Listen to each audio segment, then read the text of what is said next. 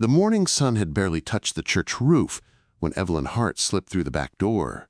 Her old boots moved quietly across the dusty floorboards. The white dress she wore, her mother's wedding gown, hung heavy and wrong on her shoulders. Its lace had yellowed with age like everything else she owned. Each step she took wasn't toward happiness, but dread.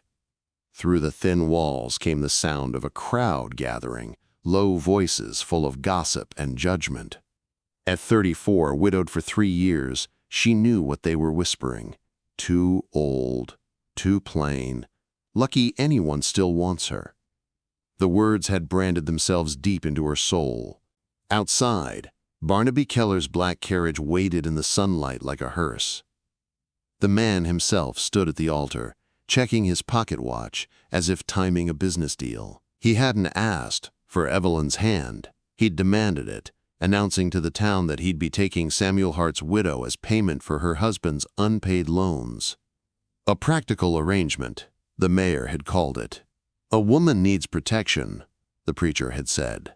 Evelyn called it what it truly was, ownership. Her fingers brushed the bruise on her wrist, still tender from the last time Barnaby had grabbed her. His breath had reeked of whiskey as he told her exactly what kind of wife she would be. Obedient, silent, grateful. The church organ began to play, the tune meant for weddings but sounding more like a funeral hymn.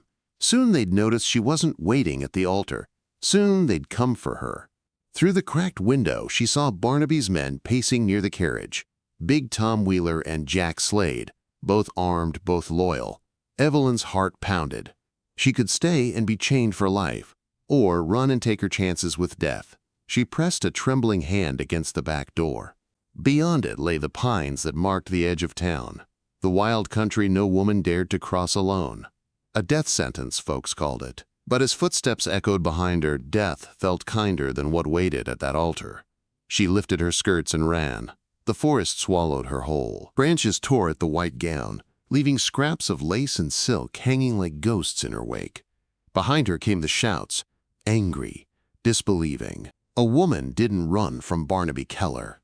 Not in Willow Creek. Evelyn stumbled over a root and fell hard onto the moss. Her breath came in ragged gasps. The dress ripped from neckline to waist, exposing her plain shift underneath. She almost laughed at the sight of it. Barnaby's polished bride turned wild fugitive. The barking of dogs reached her ears. They were tracking her now. Of course they were. Barnaby Keller didn't let debts walk away. She tore the useless gown from her body, leaving only her petticoat and shift. In the cold mountain air, she felt strangely alive. The mountain rose before her, vast, gray, endless. Somewhere up there, she knew, lived the kind of men decent folk whispered about. Men who answered to no law but their own. Evelyn began to climb. Each step scraped her hands raw, but she didn't stop. She wouldn't stop. She'd rather freeze on this mountain than live another day as that man's property. The dogs grew louder, their howls bouncing off the canyon walls. Finally, she reached a stream, icy and fast. She waded in, hoping the current would carry away her scent. The shock of cold stole her breath, but she pressed on until her legs gave out. She collapsed against a rock, shaking uncontrollably, her torn feet bleeding into the water. This was where she would die, she thought. Not in a wedding bed or a debtor's house, but here, alone in the wilderness. The forest stood silent around her, ancient and indifferent. She closed her eyes. "You're bleeding." The voice came from the trees, low, deep, steady as thunder. Evelyn's eyes flew open. A man stood at the edge of the stream. For a moment, she thought he was part of the forest itself. He wore buckskin and fur, a rifle in one hand, his dark hair long and wind-tangled. A mountain man. He didn't move, just watched her. His eyes, gray as storm clouds, held no judgment, only quiet concern. "The dogs," she gasped. "They're behind me." He nodded once. "About a mile back. You threw them off, crossing the water." He stepped closer, slow and careful, like approaching a wild creature. "Not many townfolk would know that trick." "I'm not townfolk," she said fiercely. "Not anymore." Something in his expression changed, a flicker of understanding. He set his rifle against a tree and shrugged off his coat, holding it toward her. "You'll freeze in those wet things." Evelyn stared at him, wary. "Why would you help me?" He looked at her for a long moment. "Because I know who you are, Evelyn Hart." Her blood turned to ice. You know my name?" He nodded slowly. "Your husband saved my life once, Samuel Hart. Found me half dead after a grizzly tore me up. We became friends of sorts. He told me about you. Said if anything ever happened to him, I was to make sure you had a choice." He reached into his shirt and pulled out something on a leather cord, a small wooden carving of a horse. Evelyn gasped. "Samuel carved that. I buried it with him." "No," the man said gently. "He gave it to me 6 months before he passed. Made me promise I'd look out for you." Quote. The sound of barking broke through the trees, again, closer now. He picked up his rifle. "Name's Ransom Mercer. Folks call me Ran. You stay behind that pine. I'll handle Keller's men." Evelyn hesitated. "You'll get yourself killed. Better me than you." The words hit her like a hammer. No one had ever said them to her before. Not even Samuel, kind as he'd been. Through the brush, shadows moved. Wheeler's voice rang out, cruel and loud. "There! I see your tracks!" Rand's voice dropped low. "Get ready to run when I tell you." He stepped into the open, rifle leveled. The forest seemed to hold its breath. Evelyn pressed herself against the tree, heart pounding, torn between terror and a strange, fragile hope she didn't dare name. The first shot echoed through the mountains. And that was how Evelyn Hart, widow, debtor, and woman too old for love, met the man who had been waiting for her all along. The echo of gunfire rolled across the valley like thunder. Birds scattered from the trees as Evelyn crouched behind the pine. Heart hammering. Smoke curled through the cold air, and for a terrible moment she thought Ran had been hit. Then his voice cut through the stillness, calm, steady, commanding. "Go back to town, Wheeler, you're trespassing."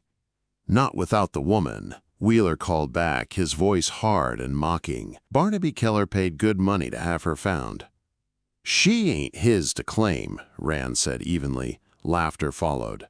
"Everything in Willow Creek belongs to Barnaby Keller, even the ones that run." The air hung thick with tension. Evelyn peered from behind the tree. Ran stood tall, his rifle steady, his shoulders broad beneath his fur coat. There was no fear in him, only certainty, like the mountain itself stood with him. A shot cracked through the air, splintering bark above her head. She gasped, ducking lower. Ran fired once in reply, and a man cried out, clutching his hand.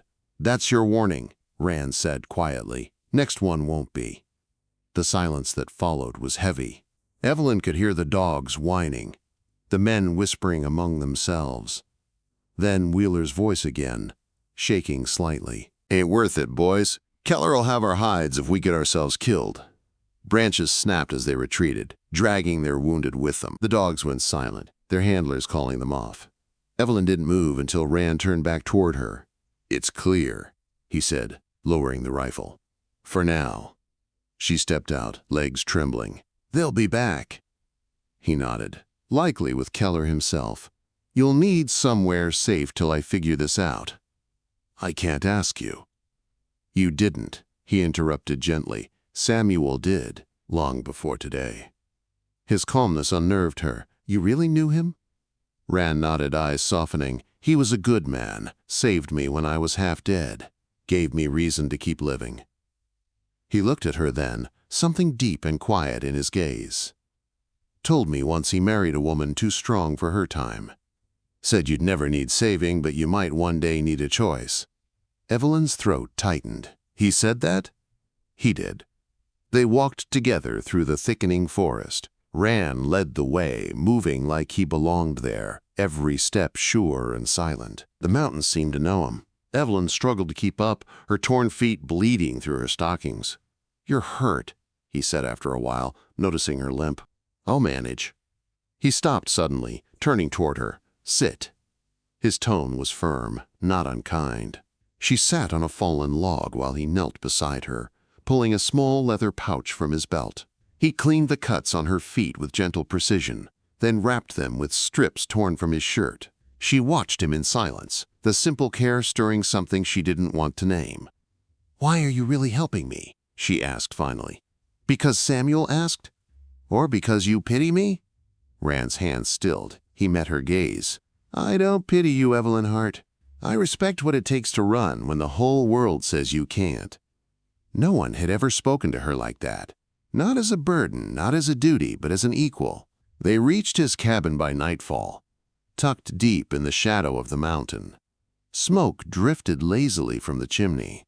It was a small, sturdy place, built from thick logs and surrounded by pines. Rand opened the door. It's not much, but it's safe. Inside, the air was warm and smelled faintly of pine and smoke. A single lantern flickered on a rough-hewn table. Animal pelts hung from the rafters. It was a man's place. Simple, practical, alive. "You can rest here," he said, setting his rifle aside. "I'll keep watch tonight." Evelyn sank onto the bench by the fire, her body aching with exhaustion. The flickering light caught the lines of her face, the gray at her temples. She looked older than she wanted to, older than she felt inside. "They'll call me a fool for running," she murmured. Rand poured her a cup of warm tea. "Let them. Fools build the world while cowards talk about it."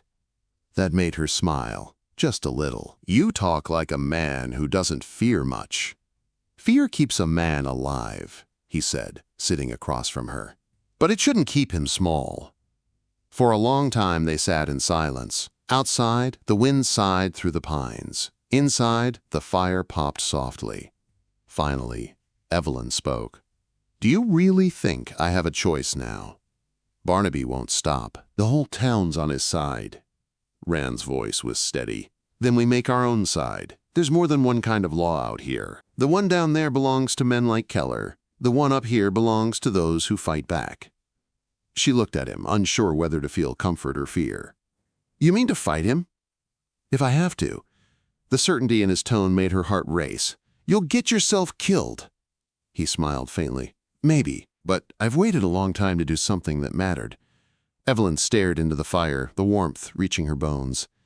"I told myself I was too old for love, too old for running, too old for anything but survival." Rand studied her across the flames. "Maybe you were waiting for someone who didn't ask you to be anything but yourself." Her breath caught. "And you think that's you?" He didn't look away. "I think I've been waiting a long time for you to show up."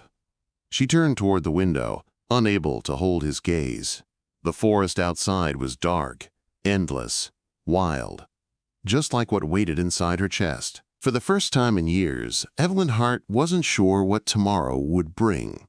But for the first time, that uncertainty didn't scare her. It felt alive. Outside, a wolf howled in the distance. Rand stood, checking his rifle by habit. "Get some rest," he said quietly. "Tomorrow we see what Keller's really made of."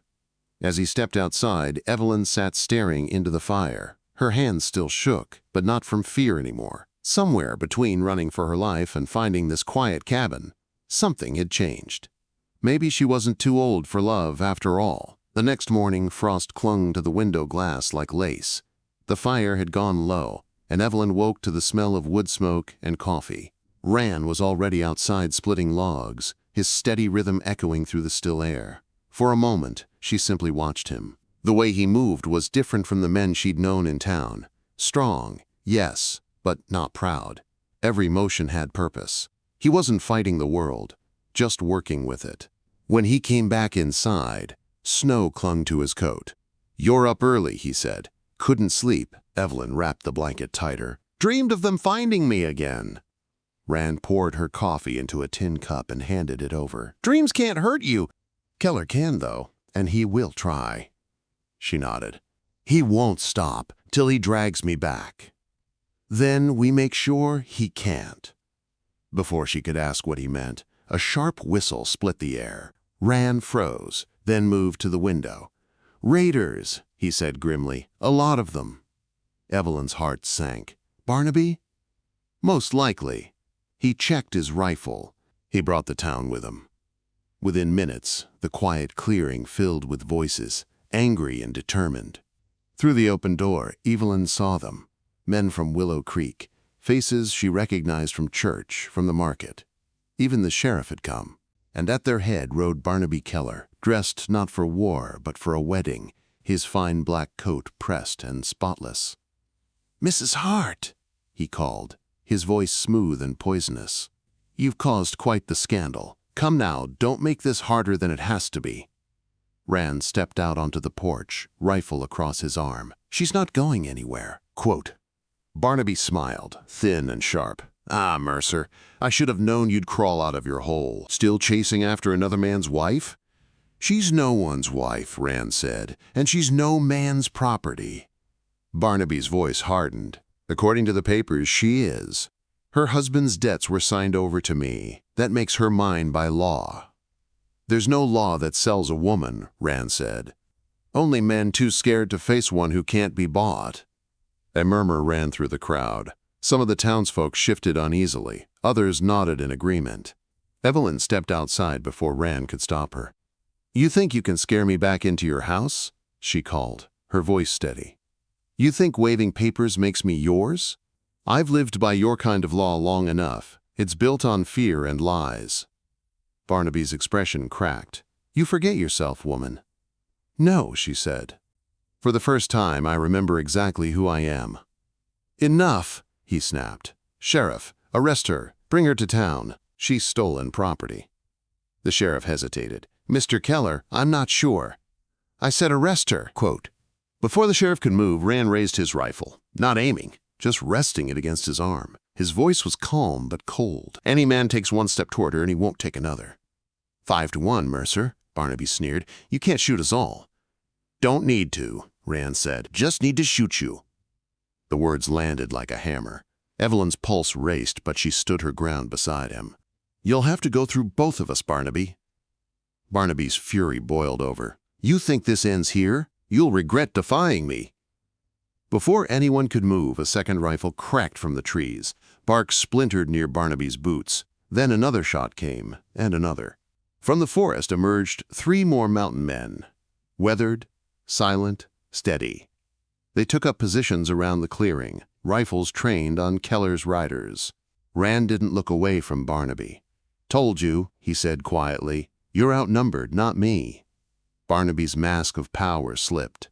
He glanced at his men, some already backing their horses away, others refusing to meet his eyes. "This isn't over," he hissed. Rand nodded once. "No, but you're done for today. Take your men and go." For a long moment, Barnaby hesitated, hate burning in his eyes. Then he jerked his reins and turned his horse. "We'll settle this in town," he spat, "with the law." The mob slowly retreated, muttering. When the last hoofbeat faded, the clearing fell silent again. Evelyn stood trembling. The danger was gone, but the weight of what she'd faced pressed heavy on her. Rand lowered his rifle and turned to her. "You all right?" She nodded shakily. "I don't know what I am."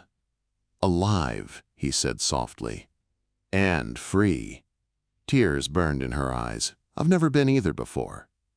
He reached out, brushing his thumb across her cheek, wiping away soot and tears. "You are now." For a moment, neither spoke. The wind whispered through the trees, carrying the scent of pine and smoke.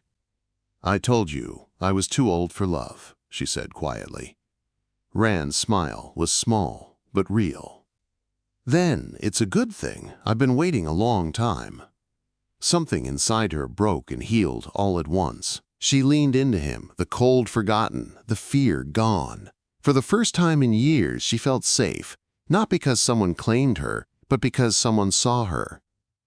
Later, as the fire crackled inside the cabin, she sat beside him, wrapped in his coat. Outside, snow began to fall, soft and slow. "What happens now?" she asked. "Now," he said, "you decide what you want. You can stay here, go back to town, head east, anywhere you choose." She looked into the fire. "I've been told what to do my whole life. Maybe it's time I decide for myself."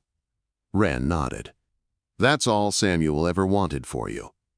Evelyn met his eyes, steady now. "And what do you want?" He hesitated only a moment. You. The word hung between them, simple, honest, without demand. Evelyn reached for his hand. Then maybe it's time I stop running. He smiled. Welcome home. The snow fell thicker, covering the world in white. Somewhere far below, Willow Creek slept under the same sky, its people still bound by rules Evelyn Hart had finally escaped. But up here, on the mountain, a different kind of law ruled. The law of choice, of freedom, of love found when the world least expected it. And as the firelight danced across their faces, Evelyn realized something she had never believed before. She wasn't too old for love, she was exactly the right age for it.